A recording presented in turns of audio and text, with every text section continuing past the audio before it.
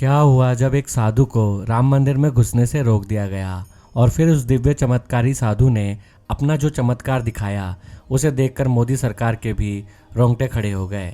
यह घटना उस समय की है जब तकरीबन 500 वर्षों का इंतजार खत्म होने वाला था और प्रभु श्री रामलला के भव्य मंदिर का प्राण प्रतिष्ठा समारोह होने वाला था। सभी लोग बेहद खुश थे क्योंकि ये उन सब कार सेवकों का बलिदान का प्रतीक था जिन्होंने हंसते हुए मंदिर के लिए अपने प्राणों का बलिदान दे दिया। लेकिन जब पता चला कि राम मंदिर की प्राण प्रतिष्ठा के लिए 22 जनवरी 2024 का दिन तय किया है तो पूरे देश में खुशी की लहर दौड़ पड़ी। लेकिन सभी लोगों से आग्रह किया गया था कि कोई भी 22 जनवरी के दिन अयोध्या ना जाएं, क्योंकि उस दिन केवल देश की बड़ी बड़ी हस्तियों को ही प्राण प्रतिष्ठा में सम्मिलित होने का न्योता दिया गया था। देश के प्रधानमंत्री नरेंद्र मोदी ने देश के समस्त नागरिकों से 22 जनवरी के दिन दिवाली बनाने की विनती की थी और 23 जनवरी से सभी को अयोध्या आने के लिए निमंत्रण दिया था। लेकिन ऐसा कहा जाता है कि पौराणिक समय में राम मंदिर को बचाने के लिए कई दिव्य साधु संतों ने मुगलों के सामने युद्ध किया और उन्हें एक बार पराजित भी किया। इस युद्ध में तकरीबन 4000 साधुओं ने अपने प्राण गंवाए थे। तो जब राम मंदिर का इतना बड़ा प्राण प्रतिष्ठा का समारोह होने वाला था तो देश विदेश से कई साधु संत 22 जनवरी के दिन अयोध्या पहुंचने के लिए रवाना हुए। इन्हीं साधुओं में से एक साधु का नाम था बाल मुकुंद जी महाराज, जिनका जन्म मुस्लिम परिवार में हुआ था। लेकिन बढ़ती उम्र के साथ उन्हें एहसास हुआ कि सनातन ही सत्य है। उन्होंने महसूस किया कि सनातन संस्कृति में 33 कोटि देवी देवता हैं, जिसके संदर्भ में शास्त्रों में वर्णन मिलता है, और अन्य धर्म के जो ईश्वर हैं वह खुद को केवल भगवान का संदेशवाहक बताते हैं। लेकिन केवल एक भगवान श्री कृष्ण नहीं है जो डंके की चोट पर कहते हैं कि मैं ही भगवान हूँ। 5 साल की उम्र में उन्होंने अपना घर बार त्याग दिया और सनातन धर्म में शरणागत ले ली। इसके बाद में पूरी तरह से सनातन के ही हो गए। यह बात बहुत कम लोगों को पता थी कि उनका जन्म एक मुस्लिम परिवार में हुआ था। वह रामलला को अपना इष्ट मानते थे। जब वह राम मंदिर के लिए रवाना हुए तो उनके अंदर एक गजब का उत्साह था। वह रामलला की प्यारी मुस्कान को अपनी आंखों से निहारना चाहते थे और अपना आगे का जीवन अयोध्या में ही बिताना चाहते थे। 22 जनवरी 2024 को वह अयोध्या पहुंच गए। वह रामलला के दर्शन करना चाहते थे, लेकिन उस दिन किसी भी आम श्रद्धालु के लिए दर्शन खुले नहीं थे। इसलिए उन्होंने एक दिन का इंतजार किया और 23 जनवरी को वह प्रातःकाल ही जाकर लाइन में लग गए। लेकिन जब वह एंट्री गेट पर पहुंचे तब वहां पर सुरक्षा कर्मियों ने उनके एक हाथ पर उर्दू भाषा में कुछ लिखा हुआ देख लिया, जो बचपन के समय में उनके माता पिता ने उनके हाथ पर बनवाया था। तब सुरक्षा कर्मियों को लगा कि कोई फर्जी साधु के भेष में हिंदू बनकर मंदिर में घुसने का प्रयास कर रहा है। उन्हें वह साधु महाराज कुछ गलत लग रहे थे और मंदिर की सुरक्षा को ध्यान में रखते हुए उन साधु महाराज को राम मंदिर में जाने से रोक दिया गया और पुलिस पूछताछ करने के इरादे से उन्हें पुलिस स्टेशन लेकर चली गई। यानी एक भक्त अपने भगवान से दूर हो गया। लेकिन किसी को भी इस बात का अंदाजा नहीं था कि आगे बहुत बड़ा चमत्कार होने वाला था, क्योंकि रामलला अपने भक्तों से बड़ा प्रेम करते हैं और उनके भक्त उनसे दूर चले जाएं, यह उन्हें बिल्कुल भी बर्दाश्त नहीं होता। इसके बाद पुलिस वाले उन साधु महाराज को नजदीकी पुलिस चौकी पर ले गए। वहां पर उन्हें घंटों बिठाया और उनके साथ बड़ा ही गलत व्यवहार किया, क्योंकि सभी को लग रहा था कि यह कोई फर्जी बाबा है। लेकिन बाल मुकुंद जी का कहना था कि उनका जन्म भले ही मुस्लिम घराने में हुआ हो, लेकिन वह सनातन को अपना चुके हैं। उनके रोम रोम में राम बसे हैं।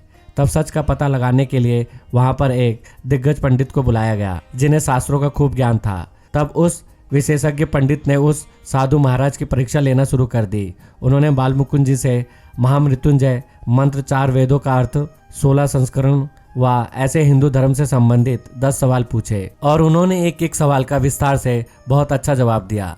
सभी लोग हैरान हो गए और सभी को विश्वास हो गया कि इन साधु महाराज का जन्म भले ही मुस्लिम घराने में हुआ हो, लेकिन अब वह पूरी तरह से सनातन को अपना चुके हैं और एक दिव्य चमत्कारिक एक सनातन साधु महाराज बन चुके हैं। सभी ने उनके चरण स्पर्श किए और सम्मान पूर्वक पुनः उन्हें अयोध्या राम मंदिर दर्शन के लिए छोड़ दिया गया। लेकिन जब प्रातः काल में राम मंदिर दर्शन के लिए लाइन में लगे थे तो वहां पर भीड़ काफी कम थी। लेकिन दोपहर तक जब वह पुनः वहां पहुंचे तो भीड़ की संख्या काफी बढ़ चुकी थी, क्योंकि उस दिन तकरीबन 5 से 6 लाख श्रद्धालुओं ने रामलला के दर्शन किए थे। फिर भी राम नाम लेकर वह लाइन में लग गए। लेकिन कहते हैं ना, भगवान कभी भी अपने भक्तों के साथ अत्याचार नहीं करते, वह उनकी परीक्षा लेते हैं। लेकिन जब भक्त उन परीक्षा में सफल हो जाता है तो उनकी नैया पार लगा देते हैं। ऐसे ही जब बाल मुकुंद जी महाराज दोपहर के समय रामलला के दर्शन के लिए लाइन में लगे हुए थे। तभी वहां पर एक छोटा सा बालक आया जिसने उनका हाथ पकड़ा और एक अन्य रास्ते से उन्हें राम मंदिर के अंदर ले जाने लगा। वह चमत्कार अपनी आंखों से देख रहे थे कि कोई भी सुरक्षा कर्मी उस बच्चे को रोक नहीं रहे थे। उन्हें ऐसा लग रहा था मानो वह बच्चा मंदिर के मुख्य पुजारी से जुड़ा हुआ हो।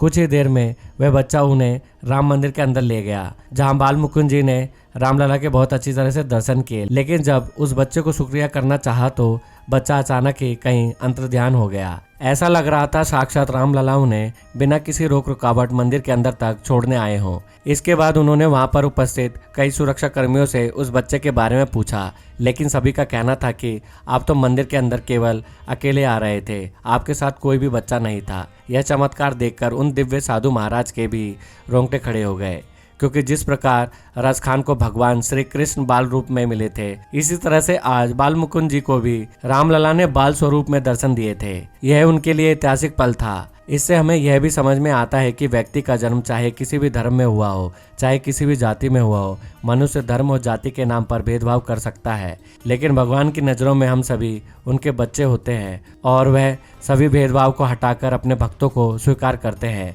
और अपने भक्त को दर्शन भी देते हैं। ऐसी एक चमत्कारिक घटना सुरेखा वर्मा नाम की एक राम भक्त के साथ भी हुई। जब वह 25 जनवरी के दिन रामलला के दर्शन करने के लिए अयोध्या पहुंची तो वहां पर भक्तों की भारी भीड़ थी। उनके पास एक पर्स था जिसके अंदर 26,000 रुपये रखे हुए थे। वह राम भक्ति में इतने लीन थी कि उस भीड़ में कब उनके हाथ से वह पर्स कहीं चला गया, उन्हें इस बात का अंदाजा नहीं हुआ। जब मंदिर के अंदर पहुंची तब उन्होंने देखा कि उनका पर्स गायब हो चुका था, जिसके बाद में एकदम से घबरा गई, क्योंकि घर जाने के सारे पैसे इसी पर्स के अंदर थे। लेकिन उस समय उन्होंने पर्स को ढूंढने की बजाय प्रभु श्री राम के ऊपर विश्वास बनाए रखा और रामलला के बहुत अच्छी तरह से दर्शन किए। उन्होंने आग्रह किया कि मैं यहाँ पर आपकी शरण में आई हूँ, इसलिए मेरी हर एक चीज़ की सुरक्षा करना आपकी जिम्मेदारी है। उन्होंने प्रभु श्री राम पर भरोसा रखा और वो चुपचाप दर्शन करके राम मंदिर से बाहर आ गई।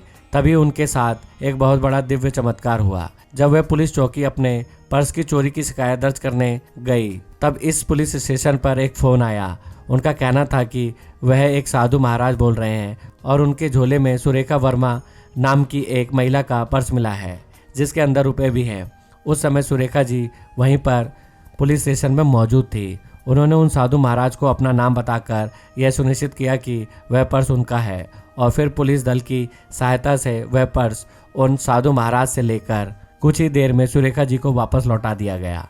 उन्होंने बताया कि यह उनकी जिंदगी का सबसे बड़ा चमत्कार है। जाने अनजाने में मेरा पर्स उन साधु महाराज के झोले में गिर गया था, लेकिन प्रभु श्री राम ने जिस तरह यह चमत्कार दिखाकर उनका पर्स पुनः वापस मिलवाया, यह चमत्कार कोई साधारण चमत्कार नहीं था। एक से बढ़कर एक चमत्कार राम मंदिर में प्राण प्रतिष्ठा के पूर्व से लेकर आज तक देखे जा रहे हैं, क्योंकि इसी भूमि पर प्रभु श्री राम का जन्म हुआ था और शास्त्रों में इस भूमि को देवताओं की भूमि कहा जाता है। तो यहाँ पर ऐसे चमत्कार होना काफ़ी सामान्य बात है। इस पूरी घटना को लेकर आपकी क्या राय है नीचे कमेंट बॉक्स में बताइएगा। और अगर वीडियो पसंद आई हो तो वीडियो को लाइक, शेयर और चैनल को सब्सक्राइब करके बेल आइकन को प्रेस करना मत भूलिएगा। तो दोस्तों आज की वीडियो में बस इतना ही। जल्दी मिलते हैं नई वीडियो के साथ, तब तक के लिए बाय, टेक केयर।